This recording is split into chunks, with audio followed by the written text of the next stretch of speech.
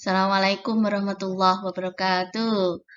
Oke, ketemu lagi dengan Bu Misro dalam pelajaran bahasa Inggris. Pada kesempatan kali ini kita akan membahas tentang first conditional sentence atau kalimat pengandian type 1. Sebenarnya kalau kita bicara tentang conditional sentence itu sebenarnya ada 4 type. Ada zero conditional sentence, kemudian conditional sentence type 1, conditional sentence type 2, dan conditional sentence type 3. Tapi di sini kita hanya akan membahas tentang conditional sentence type 1 saja, karena ini adalah materi untuk sastra Inggris kelas 11 semester 3. Oke, let's go.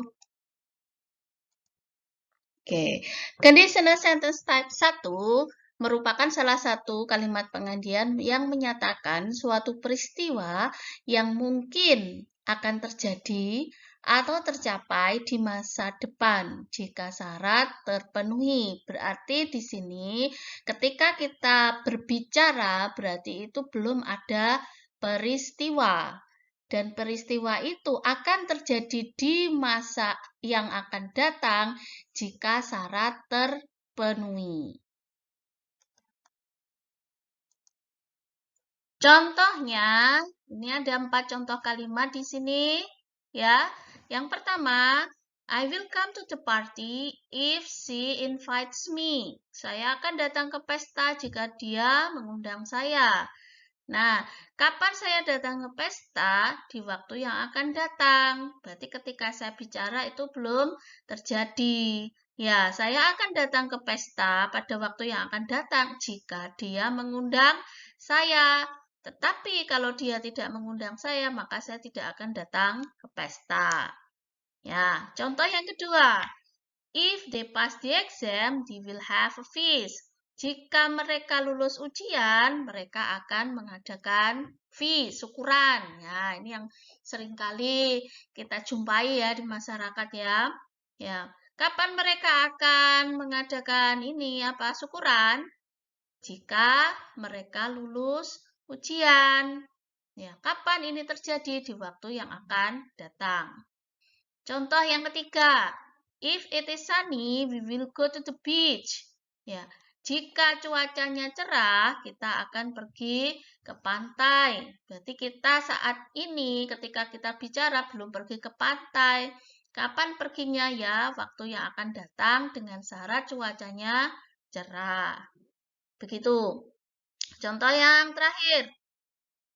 If I meet the girl, I will give the book. Jika saya ketemu gadis itu, saya akan memberi buku itu. Ya, kapan kamu akan berikan buku itu? Jika saya ketemu gadis itu. Begitu, ya. Oke, sekarang kita bicara tentang rumus. Rumus dari conditional sentence biasanya selalu ada kata if yang artinya jika. If kemudian diikuti simple present, ya simple present itu kalau diuraikan ada subjek, ya kemudian verb 1 atau verb 1 plus s atau es jika subjek he, she, it. Tapi kalau bukan he, she, it berarti verb 1 saja. Dan jikalau di dalam kalimat tersebut tidak ada kata kerjanya, maka kita menggunakan to be is, am, atau are. Ya, setelah simple present, maka diikuti simple future. Berarti di sini ada 2 kalimat. Ya, setelah if, simple present, kemudian simple future. Simple future itu rumusnya gimana? Subjek, will yang artinya akan, diikuti verb 1. Dan jikalau tidak ada kata kerja di dalamnya, maka kita menambahkan kata be. Dan rumus ini bisa dibalik. Yang ada if-nya bisa di depan, simple future-nya di belakang. Atau dibalik, simple future-nya di depan, yang ada if-nya ini di belakang. Seperti itu. Oke, sekarang kita bicara tentang fungsi atau kegunaan dari first conditional sentence. Yang pertama, Ya, expressing future plan, menyatakan future itu masa depan, plan itu rencana, menyatakan rencana masa depan. Contoh, if Dio gets driving license, he will apply for the job. Yang mana yang merupakan future plan? He will apply for the job. Ini rencana masa depan. Dan syaratnya adalah jika dia mendapatkan SIM. Oke, fungsi yang kedua adalah warning someone, memberi peringatan kepada seseorang. Contoh, if you touch the wire, you will get an electric shock. Ya, yang mana peringatannya? You will get an electric shock. Kamu akan get an electric shock itu namanya kesetrum kalau orang Jawa bilang ya. Nah, jika kamu menyentuh kabel itu, kamu akan kesetrum. Berarti di sini memberi peringatan kepada seseorang untuk tidak menyentuh kabel. Oke. Fungsi yang ketiga, advising someone, memberi nasihat. Oke, contohnya, if you study hard, you will pass the exam. Yang mana memberi nasihatnya? If you study hard. Ya, jika kamu belajar dengan keras, kamu akan lulus ujian. Oke, fungsi yang keempat, promising, menyatakan janji. Kalau orang Jawa bilang atau bahasa Arabnya gitulah, bukan orang Jawa ya. Bahasa Arabnya di sini artinya nadar ya. Kalau saya begini, saya akan begitu loh ya. Namanya nadar. Contohnya, if I win, I will treat you. Jika saya menang, saya akan mentraktir kamu.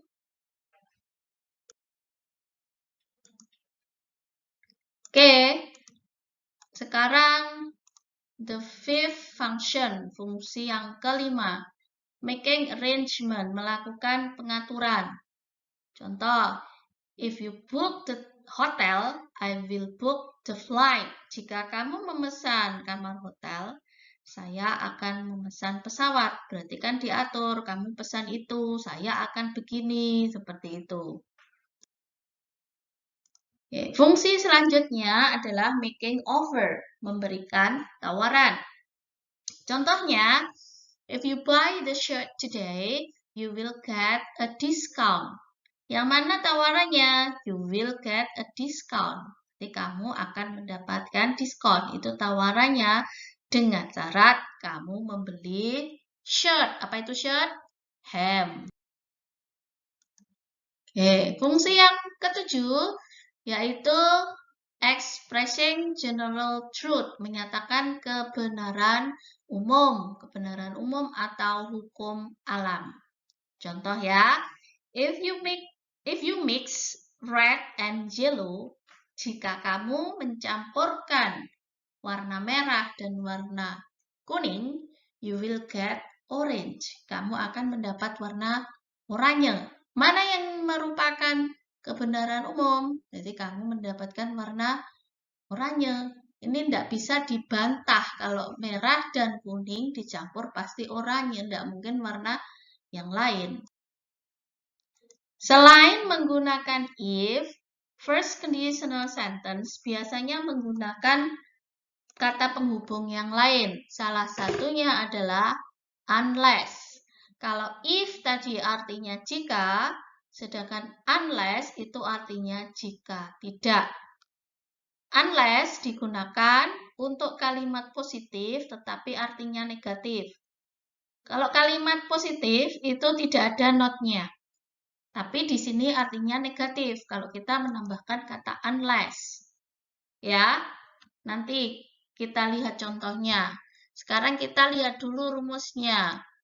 Unless, ya, kemudian diikuti simple present tense, kemudian baru simple future. Ya, seperti saya bilang tadi, Unless digunakan pada kalimat positif, tetapi artinya negatif. Berarti kalau negatif ada kata tidak atau bukan. Contoh, she can trust you unless you advise her of everything reality that you have. Dia tidak dapat mempercayai kamu jika kamu tidak menasehatinya tentang kenyataan yang kamu punya. Ya, ini coba diperhatikan ini setelah unless, ini kan kalimatnya you, advisor dan seterusnya. Ini kan tidak ada not-nya. Ya, di sini tidak ada not-nya. Artinya kalimat ini adalah kalimat positif. Tetapi ketika disangkutkan dengan masalah arti, maka di sini ada kata tidak karena unless itu artinya jika tidak. Begitu ya. Contoh kedua, he will be so hungry unless you give him food. Dia akan sangat lapar jika kamu tidak memberinya makanan. Di unless diikuti kalimat positif tetapi artinya negatif. Oke. Selain unless dan if, first conditional sentence itu biasanya menggunakan conjunction provided that. Ya, provided that ya biasanya diikuti simple present tense, kemudian simple future. Provided that digunakan untuk menyatakan ancaman, tapi tidak seperti unless tadi. Kalau unless tadi antara rumus dengan artinya kan beda. Digunakan untuk kalimat positif, tapi artinya negatif. Tapi kalau provided that di sini tidak, ya. Contohnya, provided that you listen to her carefully, nothing will happen to you. Jika kamu mendengarkan dia dengan teliti, tidak akan terjadi apa-apa padamu. Berarti di sini menyatakan ancaman. Oke, conjunction selanjutnya yang dipakai dalam first conditional sentence adalah as long as, yang artinya hanya jika. Hampir sama dengan provided that yang digunakan untuk menyatakan ancaman. Contohnya, as long as you give me the book back, I will lend it to you. Hanya jika kamu mengembalikan buku itu, saya akan meminjamkannya kepadamu. Demikian yang bisa Bu Misro sampaikan pada kesempatan kali ini.